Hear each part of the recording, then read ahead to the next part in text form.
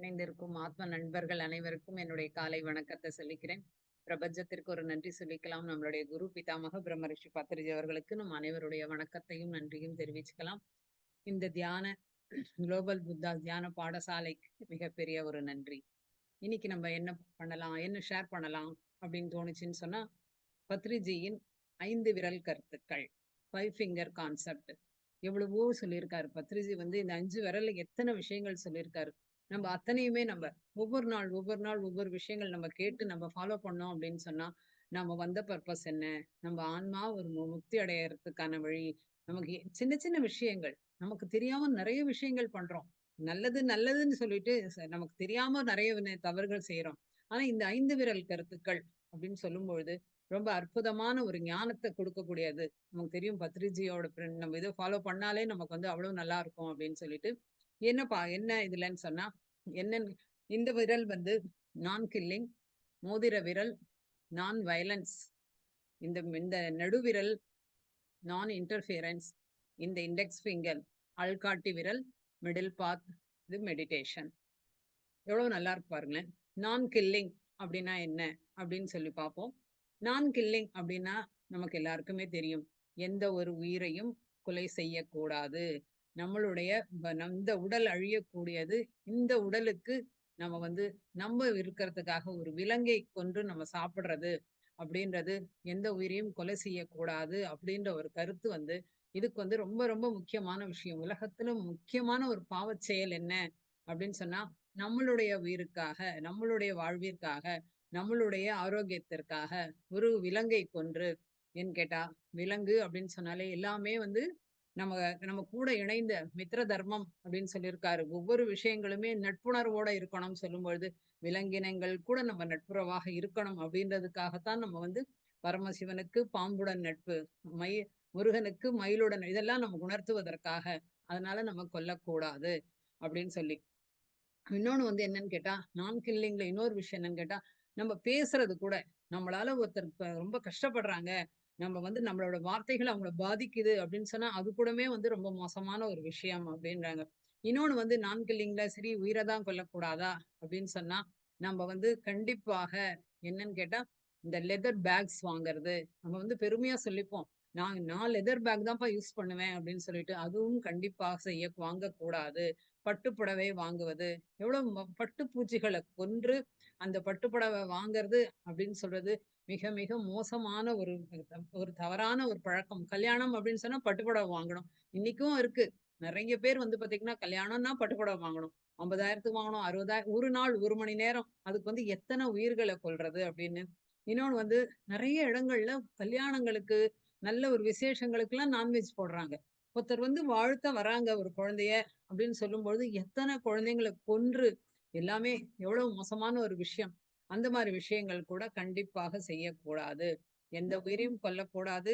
நம்ம கண்டிப்பாக leather products, இந்த மாதிரி விஷயங்கள் கண்டிப்பாக நம்ம கண்டிப்பா வாங்கக்கூடாது. இனிமேல் நம்ம தெரிஞ்சுப்போம் இல்லையா? இத்தனை நாள் நமக்கு தெரியல. நம்ம எல்லாத்த விட நம்ம ஒரு நம்ம வித்தியாசமானவங்க. இப்ப என்ன மெடிடேஷன் பண்றோம். நம்மளுக்கு ஞானம், தியானத்தினால் ஞானம் அப்படின்னு சொல்லி அந்த ஞானம் கிடைச்சிருக்கு. அப்ப நம்ம என்ன பண்ணணும்னா, கண்டிப்பா இதையெல்லாம் தவிர்க்க வேண்டும். அடுத்தது என்னன்னு கேட்டா, நான் வயலன்ஸ்.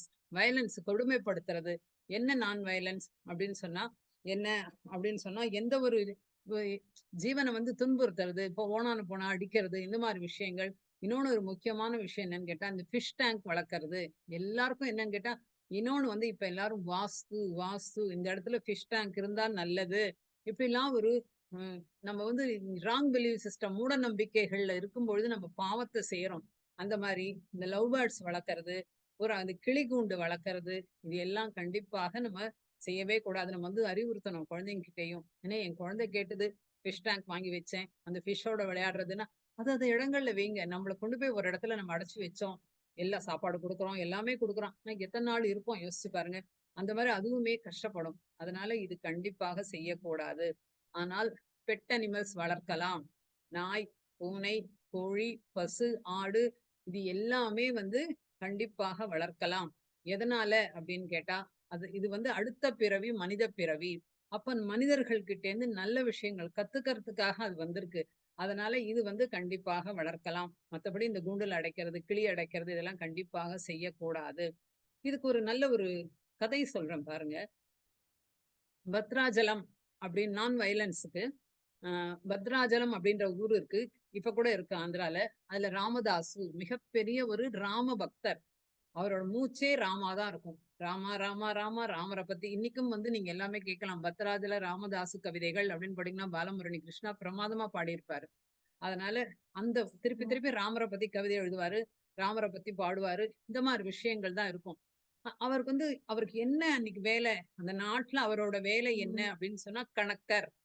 மக்களிடம் வரி வசூல் செஞ்சு அத வந்து குடுக்கணும். அரசர்கிட்ட குடுக்கணும். இதுதான் அவருடைய வேலை.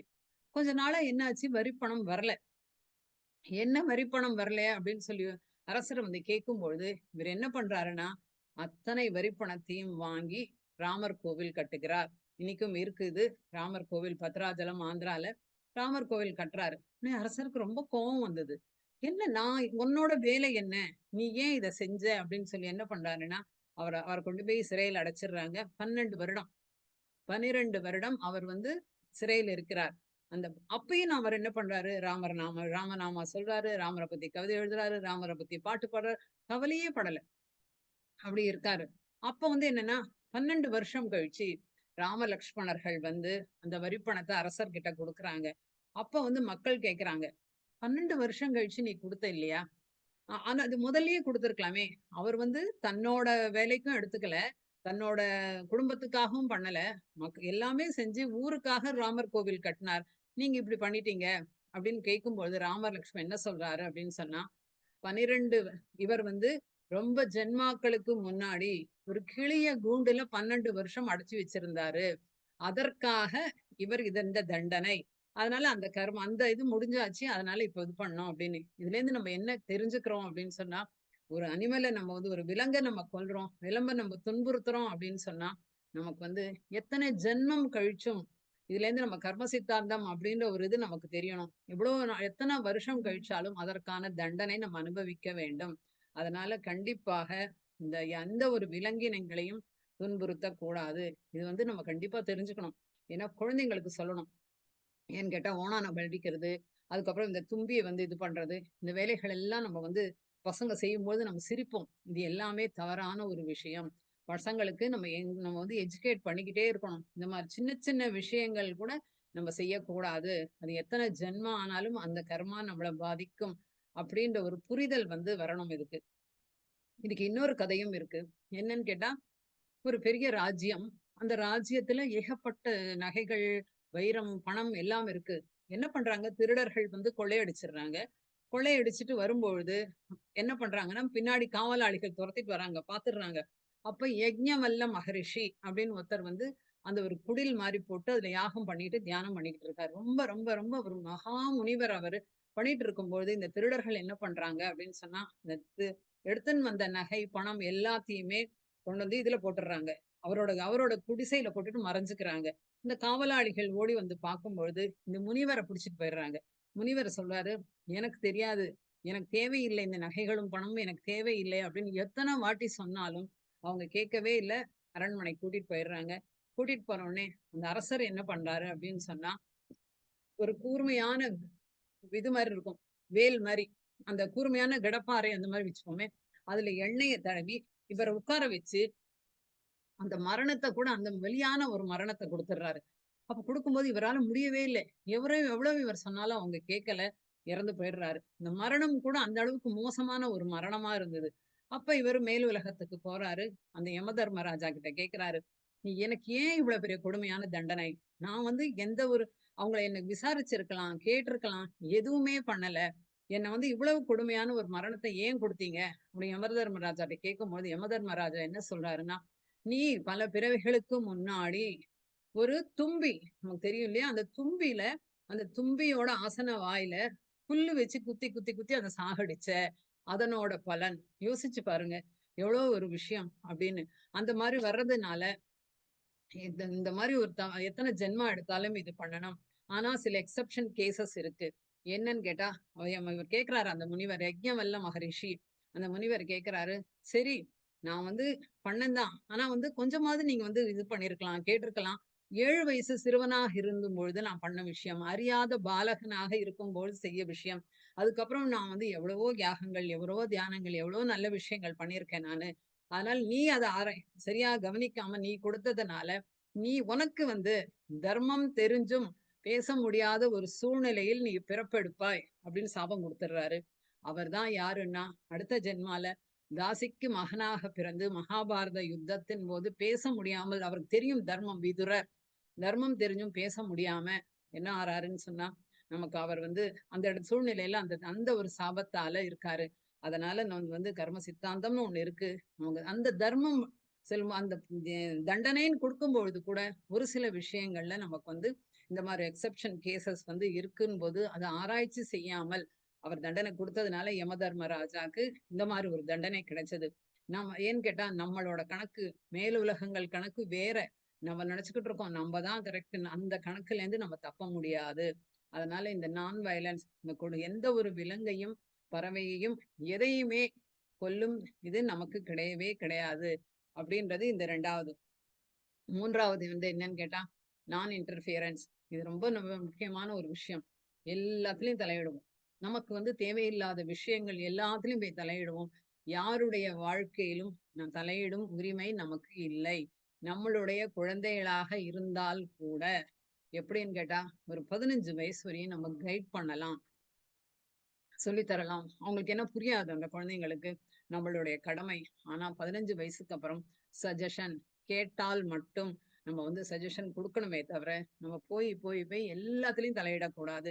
ஏன்னா அந்த ஜென்மா இன்னைக்கு 15 வயசா இருக்கும். போன ஜென்மால எவ்வளவோ அது வந்து ஒரு உயர்ந்த ஆன்மாவாக இருக்கும். அது என்ன அதுக்கு வந்து டிசைன் பண்ணின்னு வந்திருக்கும். இந்த இடத்துல வரோம். இந்த பர்ப்பஸ்க்கு நம்ம வந்திருக்கோம் அப்படின்னு சொல்லி அது டிசைன் பண்ணின்னு வந்திருக்கும்.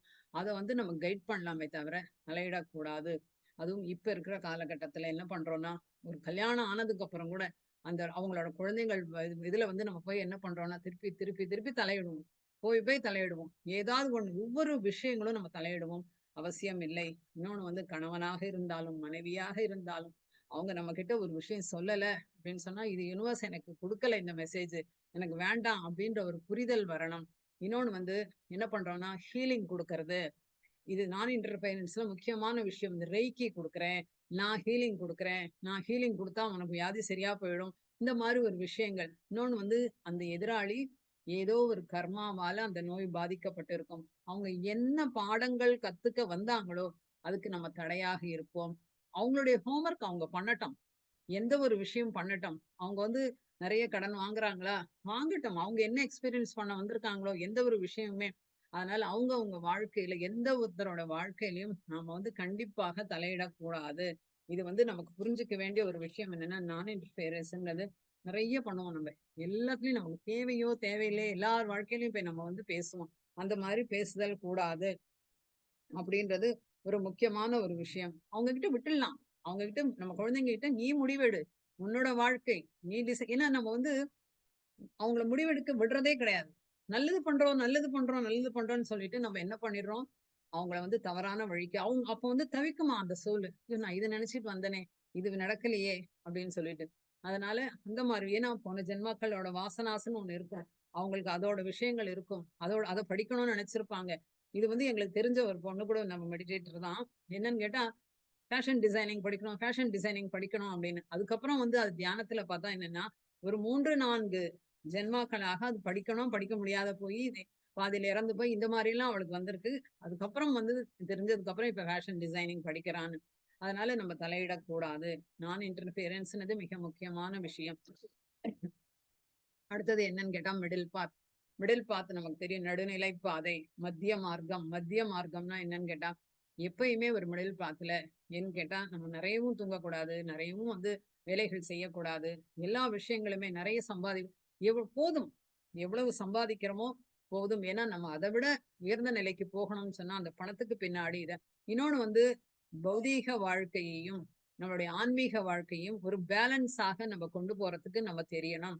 என்னன்னு கேட்டா, நான் தியானம் பண்றேன். நான் 10 மணி நேரம் பண்ணுவேன். என்ன யாரும் டிஸ்டர்ப் பண்ணாதீங்க. எனக்கு மெடிடேஷன் வேணும் அப்படின்னு அந்த மாரி ஓவராகவும் போகாம, அதுக்கு பண்ணாமயே இல்லாம குடும்பம் முக்கியம். ஏன்னு கேட்டா, குடும்பத்துலதான் நம்ம கத்துக்கிறோம். குடும்பத்துல இருக்கிறவங்க தியானத்துக்கு வரல. ஆனா நம்ம வந்துட்டோம். அவங்க பக்தியில கூட இருக்காங்கன்னா கூட, பரவால்ல அப்படின்னு சொல்லிட்டு அவங்களுக்காக நம்ம ஏன்னு கேட்டா, குடும்பத்துல தான் நெறைய கத்துக்க முடியும். குடும்பத்துல நம்ம கத்துக்கிட்டா, அதுதான் நம்ம சன்னியாசா இருந்து நம்ம உட்கார்ந்து காவி வேஷ்டி கட்டிட்டு உட்கார்ந்தா என்ன கத்துக்க முடியும் சொல்லுங்க? குடும்பத்துல பொறுமைன்ற பாடம் கத்துக்கணும், தைரியம்ன்ற பாடம் கத்துக்கணும், அக்செப்டன்ஸ்ன்றது வேணும். எல்லா விஷயங்களும் குடும்பத்துல இருக்கும்போது, இந்த ஆன்மா வந்து ஒரு பாடம் கத்துக்கிறதுக்காக வருதுங்கும்போது குடும்பத்துல, அதுதான் பத்ரிஜி சொல்றது, "சம்சாரத்தில் நிர்வாணம்" அப்படின்னு சொல்றது. அதனால சம்சாரத்துல அதனால அந்த நேரத்துல வந்து நம்ம மத்திய மார்க்கம் எங்கு பேசணுமோ அங்கு நம்ம பேசணும். எங்க தேவையில்லையோ அங்க கண்டிப்பாக நம்ம பேசுறத தவிர்க்கணும். உறவுகள் கூட உடனே இந்த உறவுகள் வேண்டாம். கண்டிப்பாக எல்லா உறவுகளும் தேவை அப்படின்றது. அதனால வந்து உறவுகள் கிட்ட ரொம்ப போய் வம்பு பேசி அந்த மாரியும் இருக்க வேண்டாம். நீ தேவையே இல்ல. நான் ஸ்பிரிச்சுவாலிட்டிக்கு வந்துட்டேன். நான் என்னோட வேலைய பார்த்துட்டு இருக்கேன். நான் புக் படிப்பேன். நான் இது எதுவுமே நமக்கு தேவையில்லை. எல்லாருமே வேணும். எல்லார்கிட்டயும் ஒரு ஃப்ரெண்ட்லியா இருப்போம். அப்படின்ற அந்த மத்திய மார்க்கத்துல நம்ம இருந்தோமானால், நமக்கு வந்து எப்பயுமே சந்தோஷமா இருக்கும். லைஃப் வந்து செலிப்ரேஷன். கொண்டாட்டம், கோலாகலம் பத்திரிச்சு சொல்றது எல்லாமே என்ஜாய் பண்ணுங்க. சினிமா பார்க்கணுமா பாருங்க. ஆனா தியானம்ன்றது பண்ணுங்க. தியானத்த வந்து உங்களோட உங்களோட டயத்தையும், உங்களோட வேலைகளையும் எல்லாமே பேலன்ஸ் பண்ணி நமக்கான எல்லாமே நம்ம வந்து பிரிச்சு, பிரிச்சு நம்ம பண்ணிட்டோம்னு வச்சுக்கோங்களேன். கண்டிப்பாக எல்லாருக்கும் அந்த டைம் இருக்கும். அதனால இந்த மத்திய மார்க்கம்ன்றது மிக முக்கியமானது. இது எல்லாமே வரணும். நீங்க சொல்றீங்க, இத்தனையும் வரணும். ஈஸியா? யோசிச்சு பார்ப்போமா? ஈஸியான விஷயமா? நமக்கு வந்து நான் கில்லிங், நான் வயலன்ஸ், மிடில் பாத், நான் இன்டர்ஃபியர் இது எல்லாமே ஈஸியான்னு கேட்டா, கண்டிப்பாக இது வந்து தியானம் அப்படின்றது பண்ணாதான் நமக்கு வந்து இருக்கும். இந்த பாட்டில் இருக்கு. இந்த பாட்டில வந்து இந்த விரல் இல்லாம எடுக்க முடியாது. இந்த பாட்டில இந்த 4 விரலால எடுக்க முடியுமா? இதால தான் எடுக்க முடியும். அப்ப வந்து என்ன அப்படின்னு கேட்டா தியானம். இந்த தியானம்ன்றது இருக்கும் பொழுது, நம்மளுடைய ஆனாபானாசதி இந்த தியானம்ன்றது இருக்கும் பொழுது நமக்கு என்ன ஆகும்னு சொன்னா, இத்தனை விஷயங்களும் நிச்சயமாக வரும். இந்த தியானத்தை தவம் மாரி தவம்னா நெறைய நேரம், நெறைய நேரம் நம்ம செய்யும் பொழுது, சின்ன சின்ன டைம் இருக்கா? கண்ண மூடி உட்கார்ந்து தியானம் பண்ணுங்க. ஒரு 10 நிமிஷம் இருக்கா? 10 நிமிஷம் உட்கார்ந்து யார்ட்டயாவது ஃபோன பேசிட்டு டயத்த வேஸ்ட் பண்ணாம, ஏன்னு கேட்டா எல்லாமே கர்மா. நமக்கு வந்து நெறைய ஒரு விஷயங்கள் வந்திருக்கு. அத யூஸ் பண்ண நம்ம தவறிட்டோம் அப்படின்னு சொன்னா, அதுவுமே ஒரு கர்மா. அதனால இந்த தியானத்த தொடர்ந்து செய்யும்பொழுது, இத்தனை விஷயங்களும் நமக்கு கண்டிப்பாக கிடைக்கும். கண்டிப்பாக கிடைக்கணும்னா, தியானம் பண்ணணும், புத்தகம் வாசிக்கணும், சத்சங் அட்டெண்ட் பண்ணணும், நெறைய விஷயங்கள் நம்ம கேட்கணும். எல்லா புக்ஸையும் நம்ம படிக்கணும். இந்த மாரி படிக்கும் பொழுது, தியானத்தினால் ஞானம், ஞானத்தினால் முக்தி அப்படின்றது கண்டிப்பாக கிடைக்கும். இதுதான் இன்னைக்கு ஷேர் பண்ணணும்னு நினைச்சேன். வாய்ப்பு கொடுத்ததற்கு மிக்க நன்றி. Thank you so much.